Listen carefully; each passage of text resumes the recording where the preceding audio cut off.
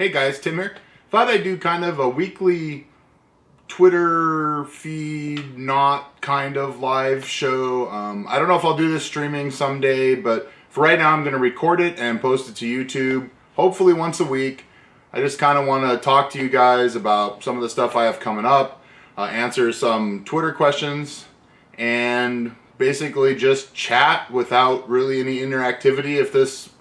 If you guys like this format, maybe I'll start trying to do a weekly kind of, I'm going to call it the T3 show. So if you want to send in questions, it's do at TimmyTechTV on Twitter, pound T3 show, so that I know they're questions that you'd like answered on the, I guess not stream, but live.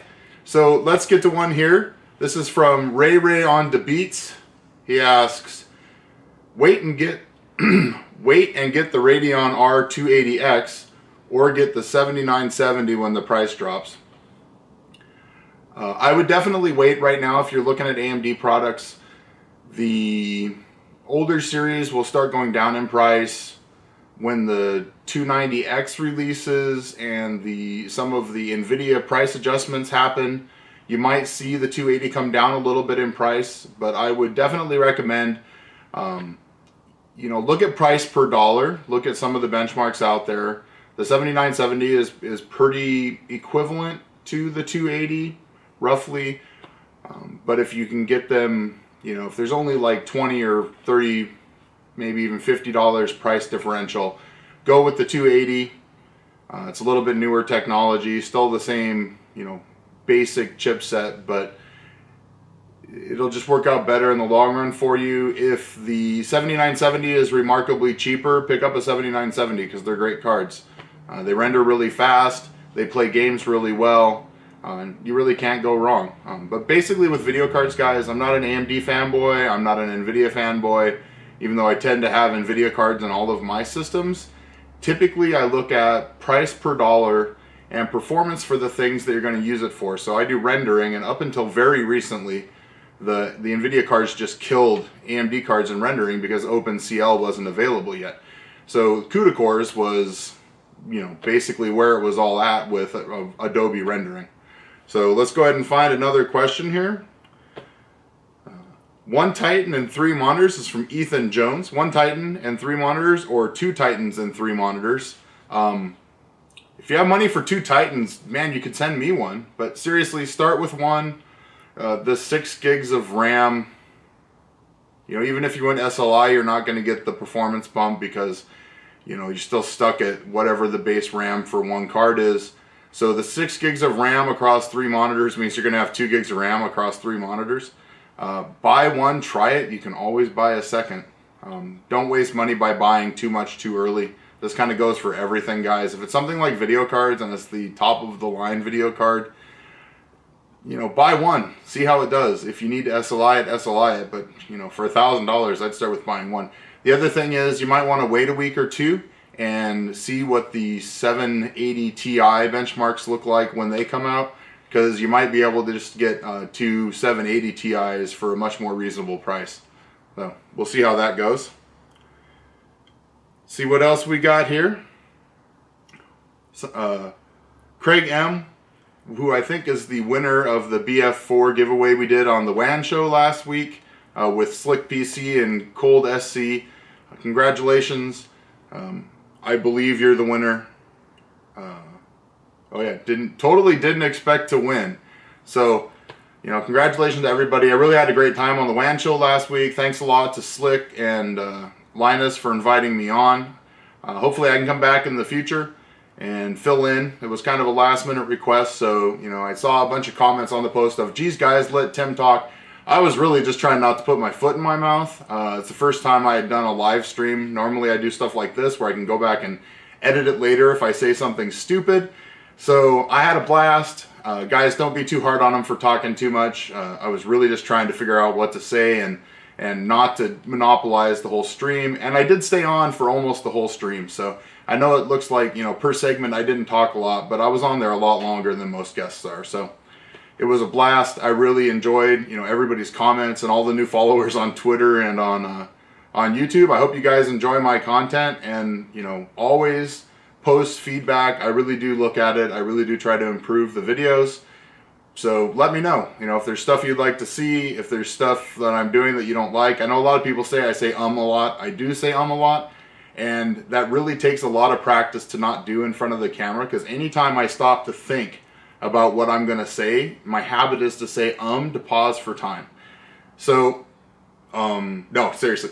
I do work on stuff like that. Sitting in front of a camera is hard. I've only been doing it for a year. In most cases, I'm behind the camera. But, talking under the gun and not mis-saying, or, if you watch, I do say, like, I transpose a lot of words sometimes, or model numbers. Try it, guys. It's really hard. There's an see? It's really hard to talk in front of the camera, have a consistent, perfectly worded statement, and not pause to try to think about what you're trying to say. I don't use cue cards. I don't use a teleprompter. So I kind of want that, off the cuff kind of feeling. So Jake asks, do you think 1440p is worth the price over 1080p? If not, what resolution would you recommend? It depends on what you're using it for. If you're just strictly gaming and you don't feel like you need the resolution bump to 1440p, I'd say stick with a 1080p monitor. They're going to be about, $100 to $150 cheaper for the size you're going for, especially like 27 inches or 30s. Although if you go to a 27 or 30, you might as well pick up a 1440p just from a size standpoint. Me personally, I like 1440 because when I do editing, it gives me more space, more real estate on the screen to do the editing. But honestly, when I game, I switch back to 1080p. That's just me. What I would say is find a store that has some 1440p and 1080p monitors and go look for yourself and just see what you think. I will say when you jack a 27 inch up to 1440p, stuff gets really small sometimes. So, and I wear these, I'm 4 eyes, so I don't know. Like I said, when I'm doing productivity stuff, I use it in 1440p. When I'm playing games, I switch it back down. So up to you, but I would say check it out, and honestly, I'd say, get whatever's cheaper. What do you think? This is from Alan. I'm looking at the Corsair Obsidian 750D. Any thoughts or anything bad about it? So I don't have one personally. I'm not big enough yet to warrant Corsair gear. Or I haven't really bugged them either, to be honest. But I like the Obsidian cases a lot. I've seen, I've read and seen several reviews on this case.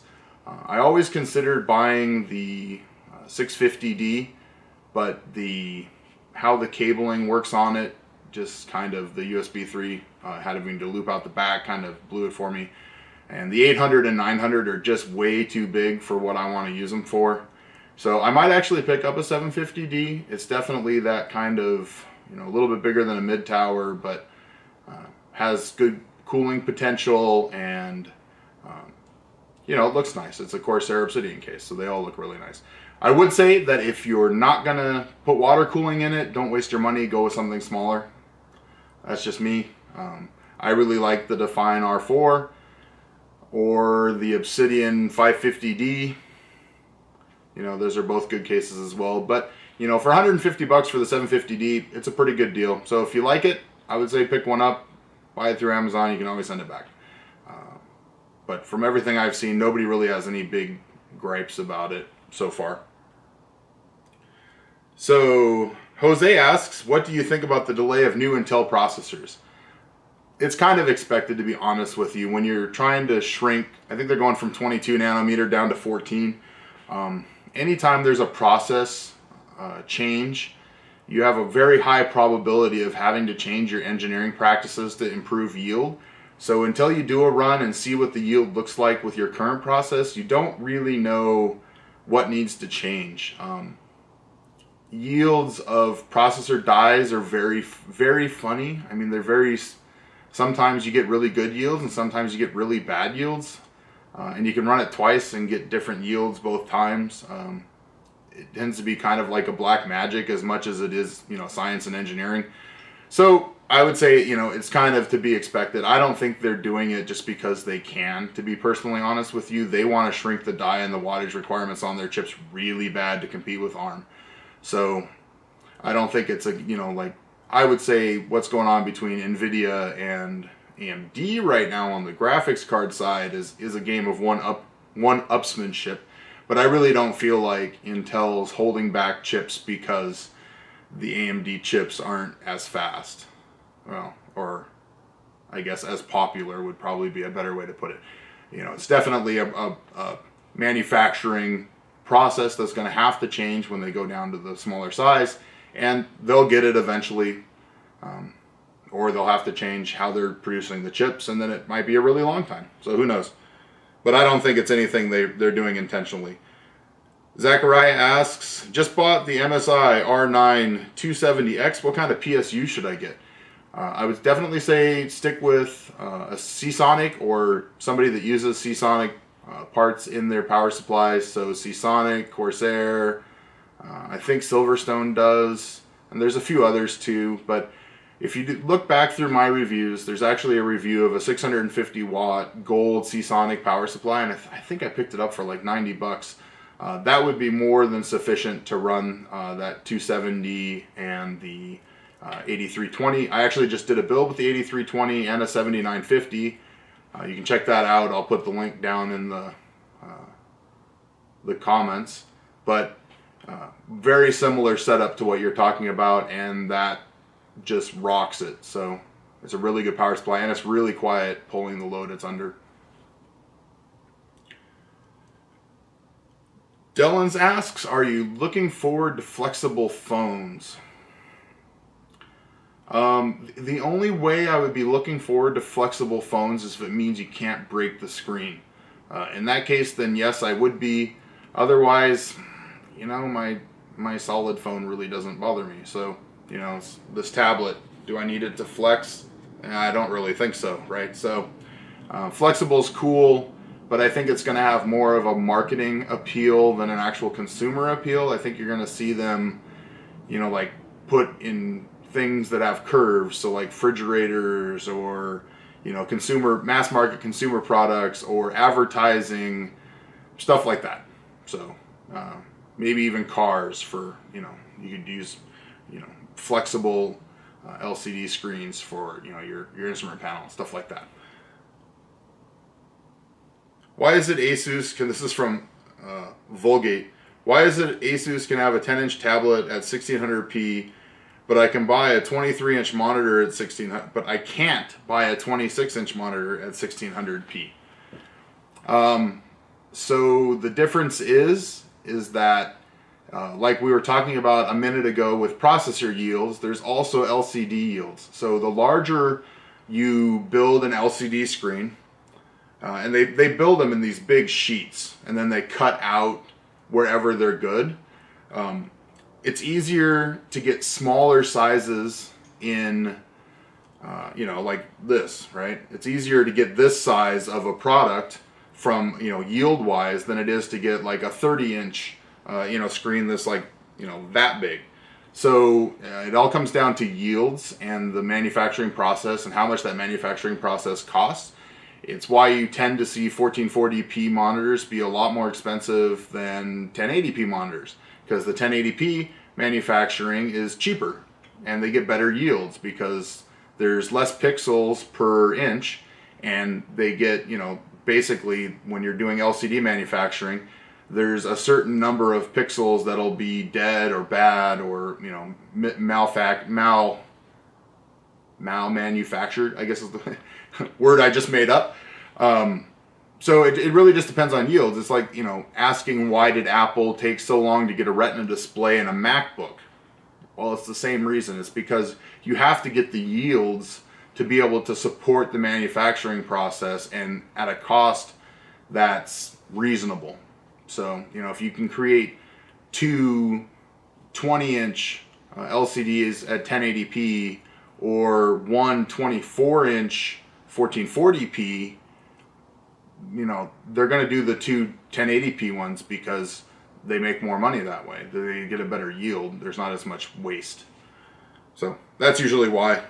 But it also just may be that 1600p is not a size that most monitors come in anymore. So, you know, we tend to do, you know, there's 16 by 9 or 16 by 10. So most monitors now tend to be 16 by 9. So Am I excited for Shadow Play? Asks Charles. I have an NVidia card, so not really. It'll be interesting to see how it works and if it's as good as a dedicated card itself, but I have a dedicated card, so I'm sure everybody that has a dedicated card probably said the same thing. When on Monoprice, this is from Dara, when on Monoprice, how do you tell who made the original products before Monoprice got their hands on it? There's not a good way on Monoprice itself. Sometimes they say what the panel is, if you read through the details. But a lot of times you can just go out on the interwebs, take the Monoprice number, and just do a search and say, you know, what panel does model number use? And typically there's a forum somewhere that'll have that information. Very, very often they're LGs though. Every once in a while it's a Samsung panel, but I would say 95% of the ones I've seen up there are LG panels, which would, you know, my guess would be they have a deal with LG to buy, you know, in bulk the panels that might have some features missing. So this is Monoprice, guys. The monitors usually have some feature disabled. So somewhere some feature that LG wanted on their like 27-inch 1440p monitor doesn't work. And so they sell that panel to Monoprice. Monoprice makes a monitor out of it and just sells it without that feature. You know, for me, sure, whatever, I don't care. You know, like 1440p, I don't need bells and whistles. You know, maybe like, you know, the USB interface was bad, or a lot of times it's like the display port or the HDMI was bad. But who cares, you know, so I have to use DVI. What do I care? I don't. So, you know, that's just me personally. It's up to you guys. Also, make sure when you're buying Monoprice monitors, read through the features very clear, you know, closely, and be very clear about what you're buying, because, like, you know, when I bought mine, I knew it wasn't going to have DisplayPort. I knew it wasn't going to have HDMI. I knew it was just DVI. So that may matter to some people, it may not to others, but, you know, just really read through it. They do spell it out very clearly, and they actually have online customer support, so you can always use their instant help thing and get a person and ask them questions about the products. So I'd recommend doing that. I love Monoprice. I don't think I've ever bought anything from there that's bad. If you guys are looking for cables, monoprice.com. Really can't beat it. There's some other similar stuff out there, but I've never had a problem with my Monoprice stuff, so I just keep going there for business. Let's see. With overclocking, could a regular 780 possibly surpass the 780 Ti? This is from David. I haven't seen a 780 Ti. I haven't seen the specs. My guess is going to be that the 780 Ti is probably going to be a Titan with half of the RAM.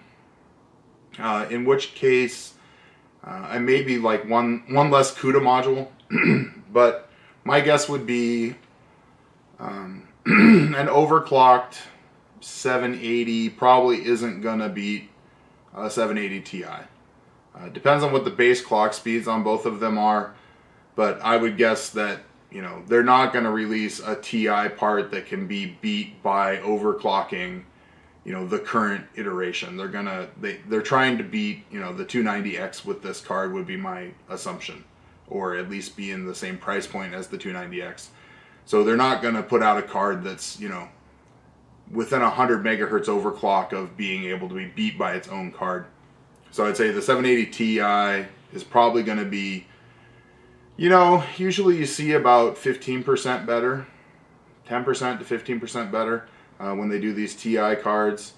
Very likely, if you've seen the Ti cards in the past that come out late, like this one is, like the 660 Ti was almost a 670, very close.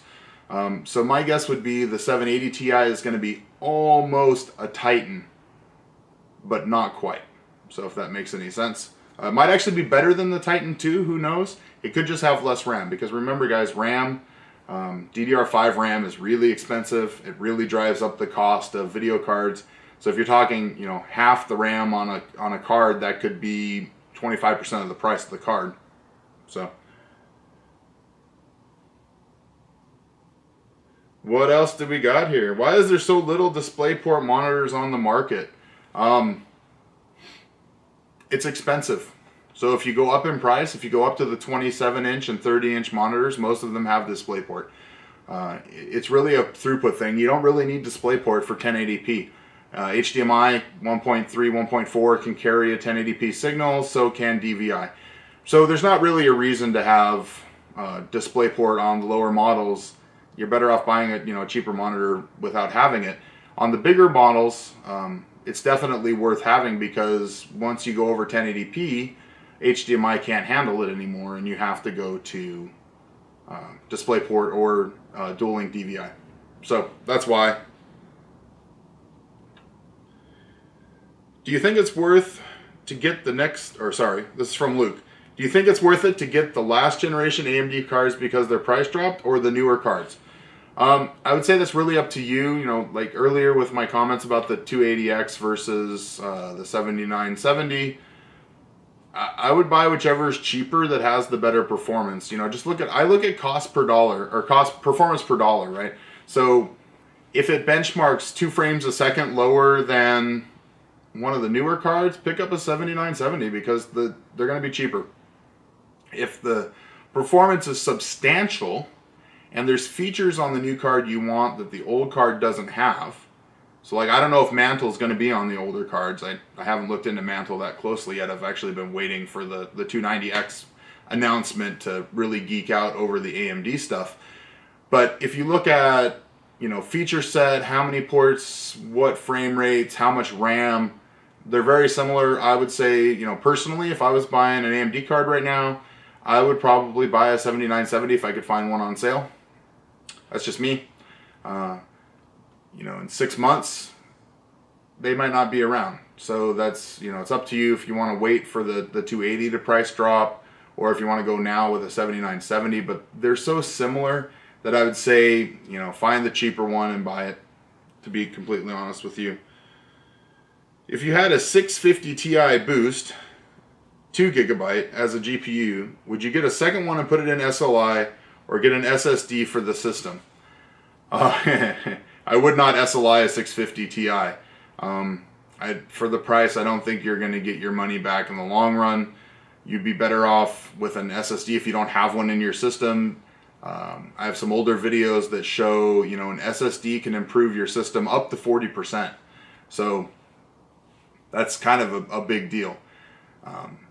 And especially for that price, it's not really going to improve your gaming performance. It'll improve your load times, but it won't really improve your gaming performance. It will improve stuff like, you know, how fast your system starts up, how fast games start up, how quickly, you know, you can just do everyday tasks and not have to sit around waiting for your PC.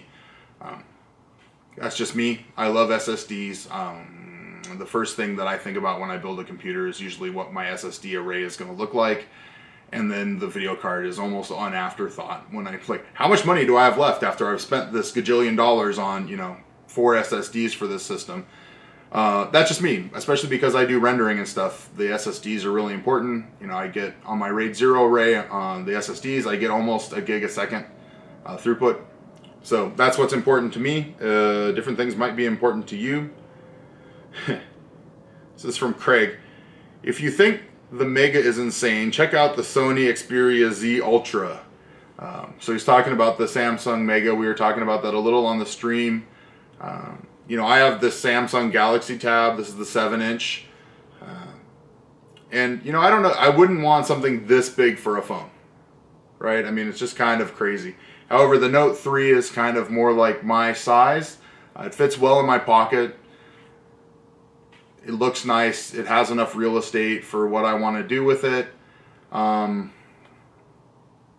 Anything bigger than that seems to be a waste unless you're going to use it as a tablet. I don't know if I need a phablet that's 7 inches, right?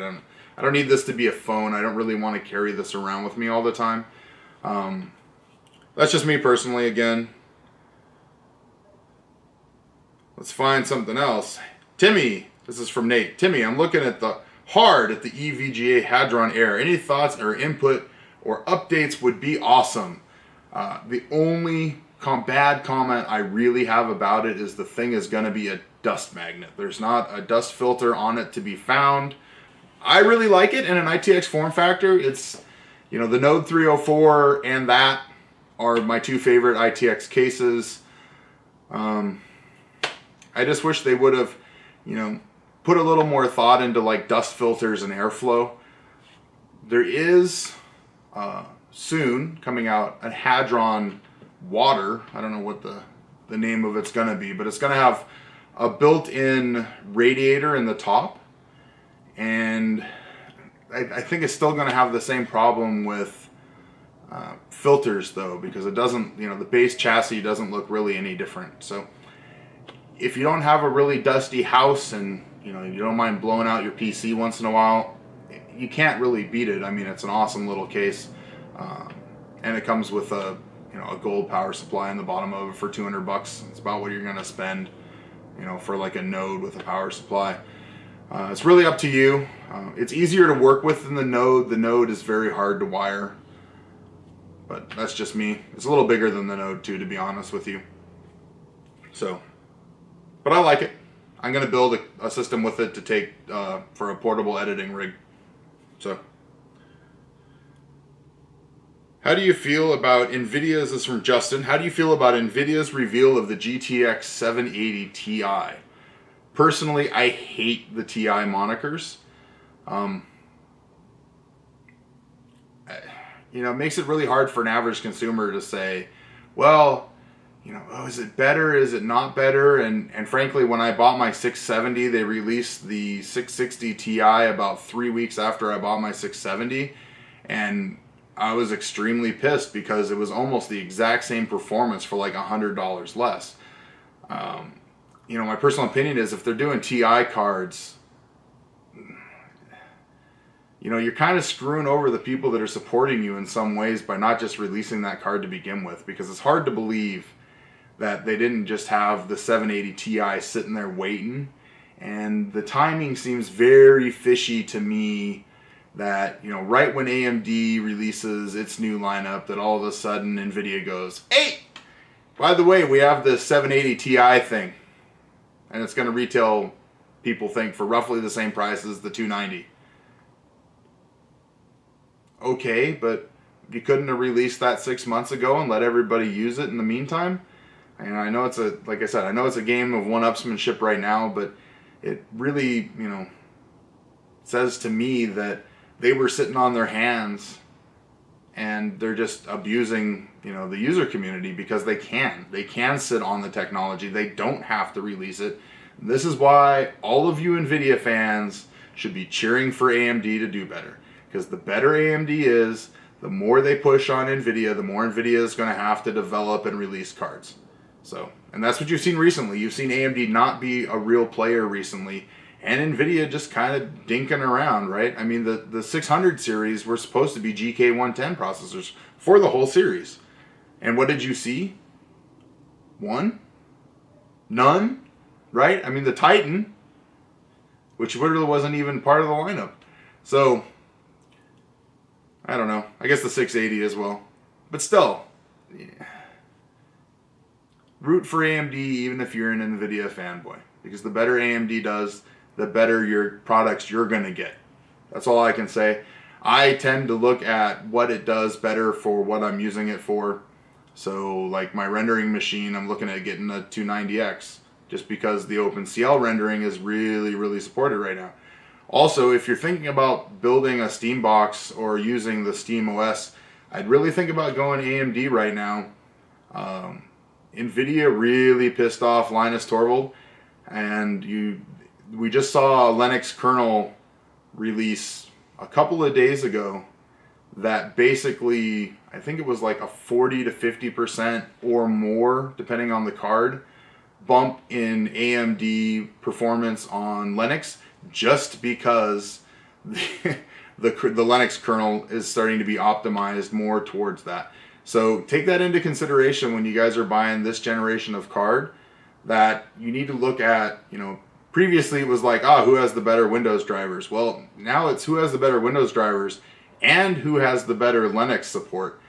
because Steambox, even if you run a Windows PC, like I plan to run a Windows PC, and then I'm going to try to like do a virtual session of the Steam OS. But that's still, you know, if it works, I don't know if that'll actually work that way. We'll have to see when we get there. But, you know, it's still in my current thinking of, you know, what I'm going to buy for my next graphics card. I really want a 780 Ti. But then when you start looking at, like, you know, I kind of want to use the same system that I use for rendering and editing for gaming. Like, why do I need two systems? Why can't I just have one and just have some, you know, monstrous HDMI cable running over to my TV? So, honestly, I'm probably going to pick up a 290X just because it'll be better supported with the SteamOS when it comes out, and it supports OpenCL and OpenGL. So, rambling on some there. Sorry about that.